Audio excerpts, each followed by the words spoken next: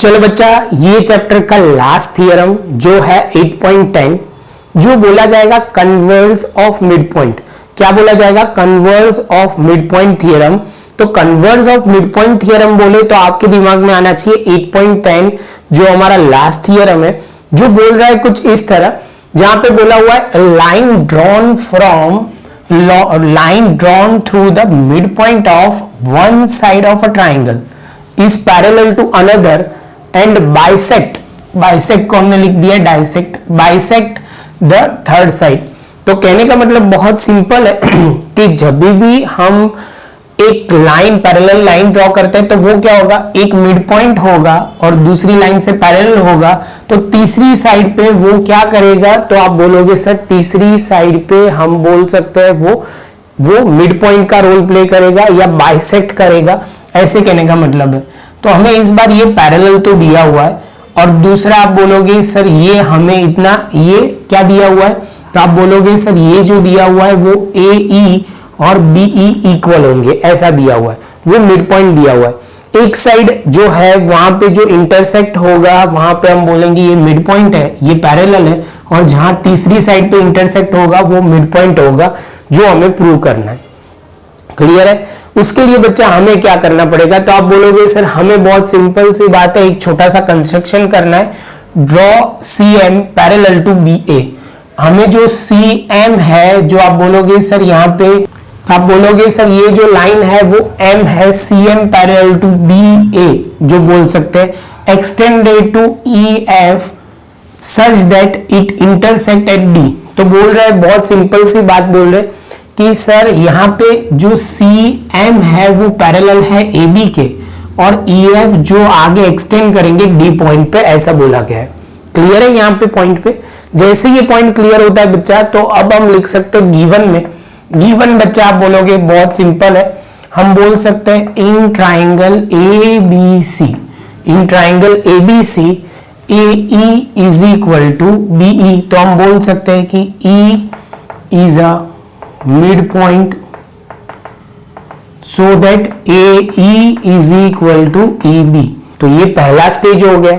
जैसे ये point complete होता है बच्चा, दूसरे स्टेज में आप क्या बोलोगे, तो आप बोलोगे सर अब दूसरा जो गिवन है वो बोला हुआ है, ये पैरेलल दिया हुआ है EF पैरेलल टू BC, ऐसा बोला गया है EF पैरेलल टू BC, और हमें इतनी इंफॉर्मेशन गिवन है।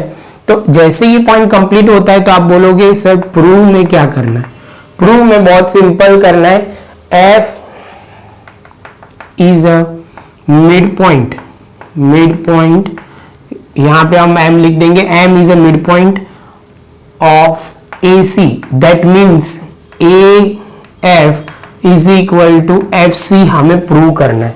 ये जितना है उतना हमें ये प्रूव करना है। क्लियर है?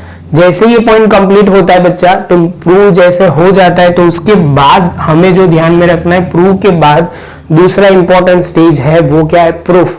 तो प्रूफ की बात करें उससे पहले बच्चा जो गिवन है वो आपको क्लियर होना चाहिए। गिवन में हमें ऐसा बोला गया है कि सर एक ट्राइंगल है, एक मिड पॉइंट है और वही लाइन तीसरी मतलब जो दूसरी साइड है उसके क्या है, पैरेलल है, और जहां पे वो इंटरसेक्ट कर रही है वहां पे वो मिड पॉइंट होगा, वैसा बोला हुआ है।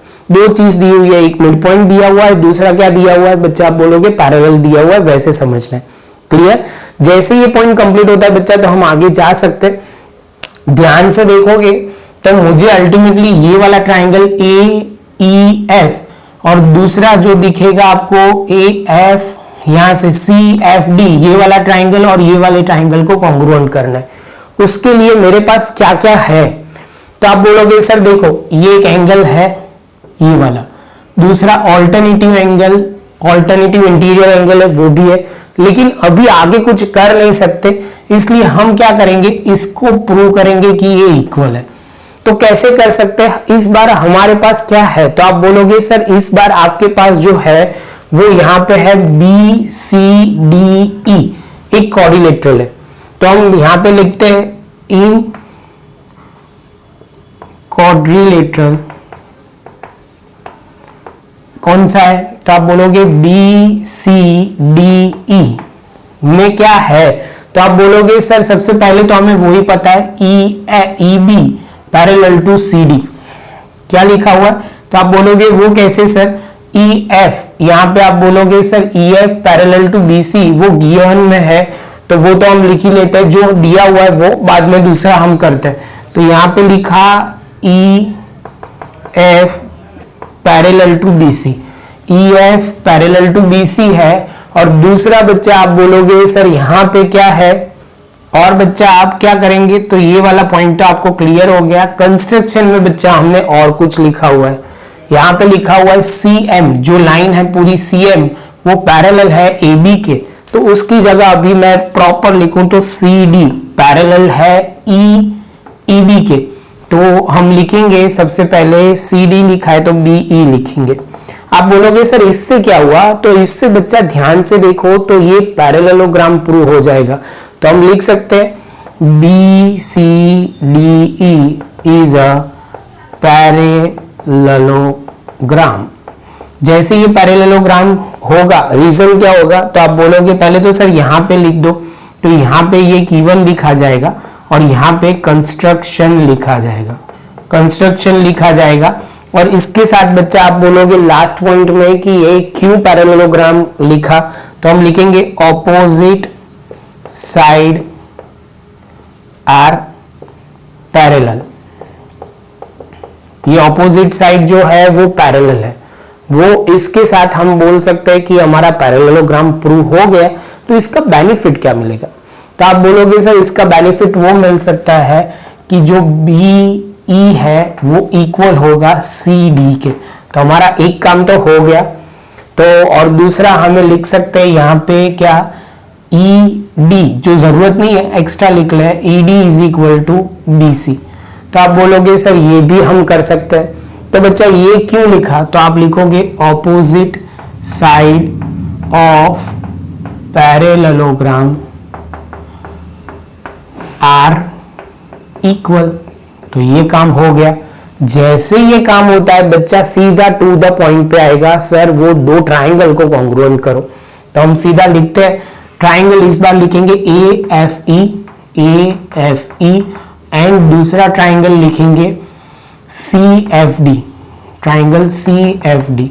जैसे ये पॉइंट में लिखता हूं तो पहले तो बच्चा बोलेगा कि सर देखो हमारे पास एंगल है, हमारे पास दूसरा एंगल है और इसके बाद साइड है, तो यही बच्चा हम यूज करेंगे।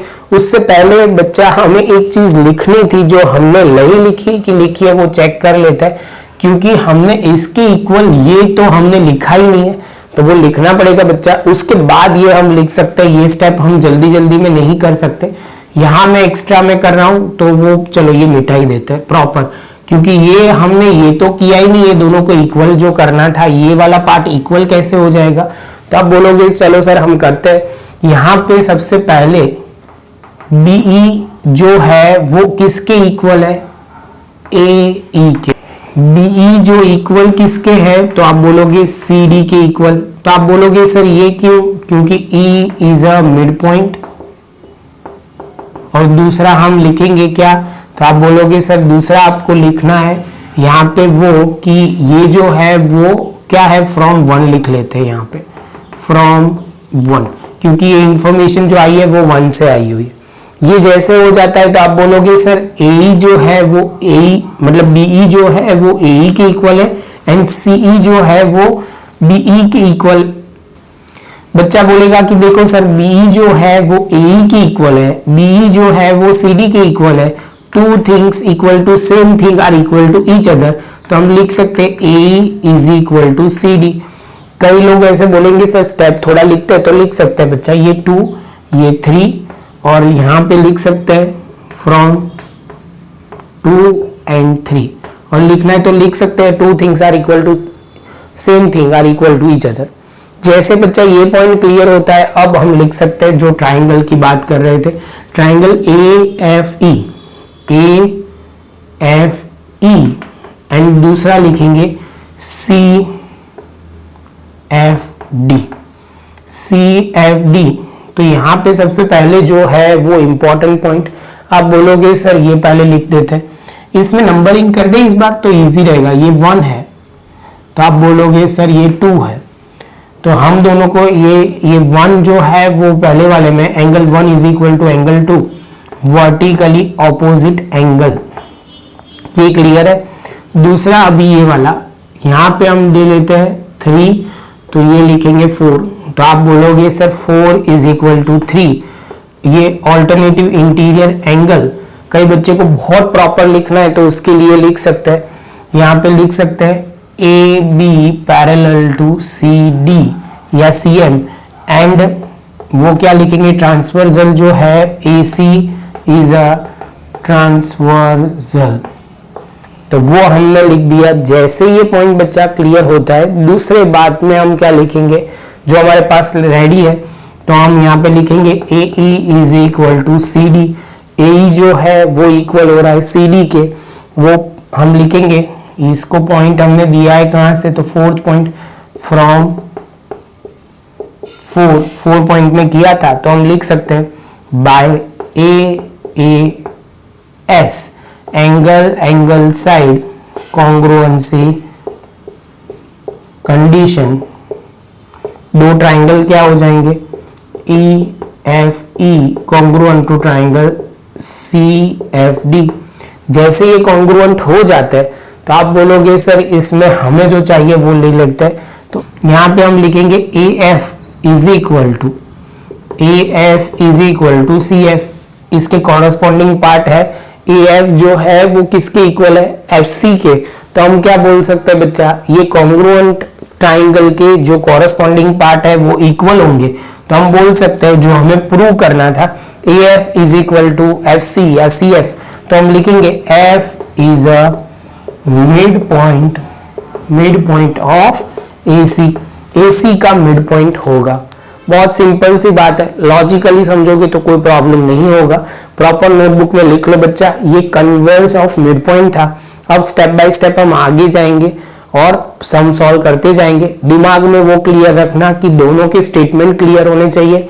जहां पे ये वाले स्टेटमेंट में क्या दिया हुआ है, the line draw through the mid point of one side and that one side of a triangle and parallel to other side, ये पैरेलल टू अदर साइड तो बाइसेक्ट करेगी किसको, थर्ड साइड को। क्लियर है, पॉइंट याद रहेगा। जैसे मैं कई जगह पे ये भी लिखता हूं मैं कि mid point of one side parallel of second side 2 is equal to mid point of third side बोल सकते हो, और mid point 1 plus mid point 2 तो हम बोलेंगे पैरेलल ऑफ थर्ड साइड। ऐसे वो थियरम 8.9 के लिए दो मिड पॉइंट होंगे तो तीसरा पैरेलल हो जाएगा, एक मिड पॉइंट है एक पैरेलल है तो तीसरा हम बोल सकते हैं मिड पॉइंट होगा। बस बच्चा ये ध्यान में रखना, छोटे छोटे पॉइंट बहुत इंपॉर्टेंट है, प्रॉपर नोटबुक में लिख लो। मिलता है नेक्स्ट लेक्चर में नए एक सम के साथ।